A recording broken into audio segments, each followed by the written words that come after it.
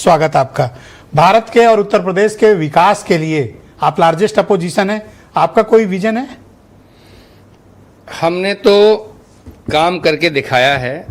उत्तर प्रदेश में जो भी रास्ता विकास का भारतीय जनता पार्टी थोड़ा बहुत फॉलो कर पाई है, वो वही काम है जो अखिलेश यादव जी ने शुरू किए थे।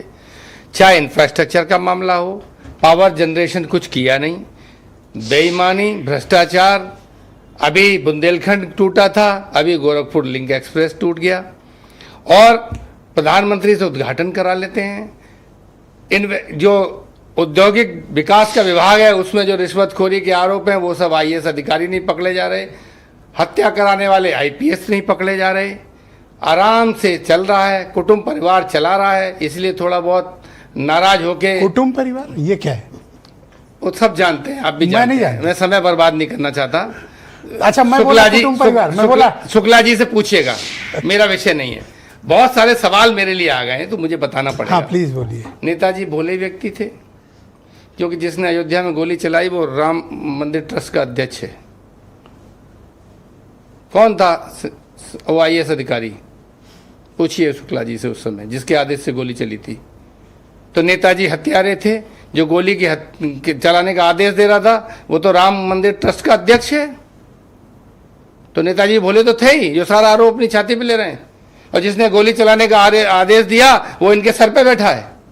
परमिशन लेते होंगे नमस्ते करने के लिए भगवान श्री राम से ये लोग। एक दूसरी बात, भ्रष्टाचार का तो कोई पूरे प्रदेश में बोलबाला है, कोई वो रोकने टोकने वाला नहीं है। कुछ बातें ऐसी हैं जो आपसे छूट गई।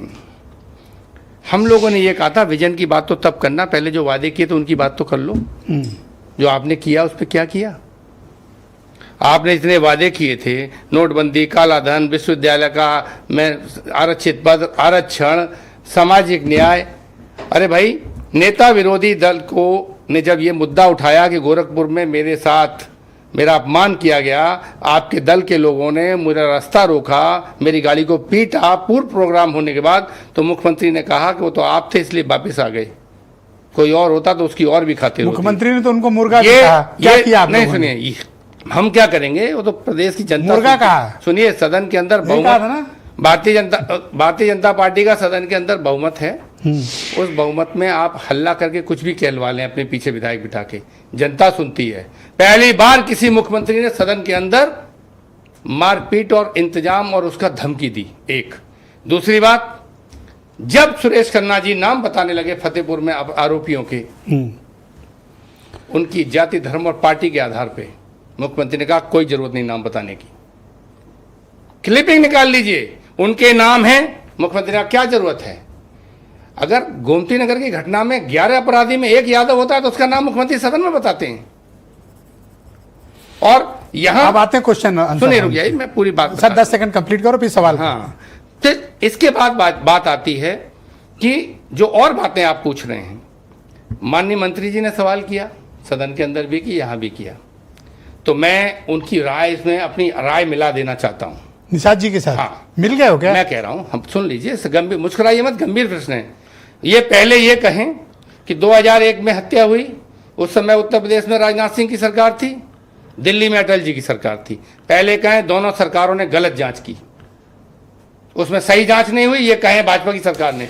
दूसरी बात कहें सीबीआई जांच होनी चाहिए, कहें मैं इनकी आवाज में आवाज मिला रहा हूं कि सीबीआई जांच। अब मेरा पहला सवाल है, जांच होनी चाहिए, और अगर जांच नहीं हो पाती है ओके तो आप मंत्री मुझे एक बात बताएं, मंत्री पद से आप मुझे बताएं कि पूजा पाल को आपने तब आपकी पार्टी ने नहीं निकाला जब राज्यसभा में चुनावों के दौरान उन्होंने क्रॉस वोटिंग की, खुल के वो दूसरे पक्ष के साथ रहे, आज क्यों निकाला? आधा सवाल का जवाब आपने दे दिया, आधा सवाल आपने दे आज दिया। क्यों निकाला? हाँ, बता रहे हैं।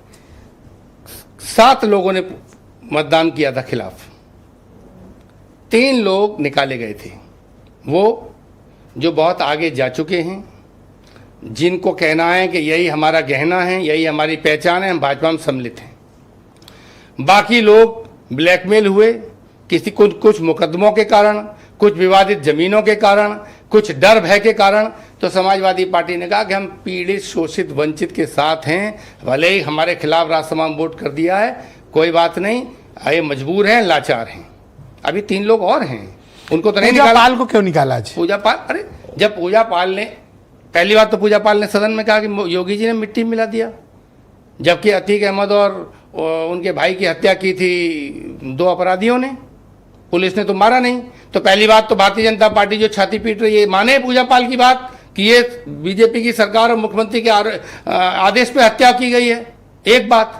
दूसरी बात मैं बताऊं आपको, दूसरी बात यह है कि पूजा पाल ने जब एक लाइन ले ली, पूजा पाल के पति की हत्या कब हुई, उसके बाद समाजवादी पार्टी में वो 19 में चुनाव लड़ने आई, वो टिकट लड़ रही थी, उन्होंने जो दूसरी शादी मतलब की आज है, उन्होंने ऑफिशियली अपना पक्ष क्लियर कर दिया, इसलिए आपने निकाला? नहीं, ऑफिशियली नहीं, आज उन्हें भाजपा ने मजबूर करके इस्तेमाल किया समाजवादी पार्टी को आरोपित कराने क्या के लिए। आपसे अगर आपके उनकी यही राय थी समाजवादी नेता पार्टी के विपक्ष बारे से में, पूछकर तो ना उनको उन्हें- समय दिया गया था ना या उन्हें- स्पीकर ने उनको डायरेक्ट बुला लिया? डायरेक्ट बुलाया? आपको नहीं पता था? नहीं, हम नारी सूचीबद्ध का कोई नाम नहीं हो सकता, उनको डायरेक्ट बुलाया स्पीकर ने। थैंक यू स्पीकर सर, ने बहुत बुलवाया। शुक्रिया आपका। सुनिए एक लाइन, सर, धन्यवाद सर। 10 सेकंड। मैं ये कह रहा हूं 2019 में वो पार्टी से टिकट लेने आई, उनको उन्नाव से टिकट दिया गया, उस समय पारिवारिक विवाद के कारण नहीं लड़ पाई।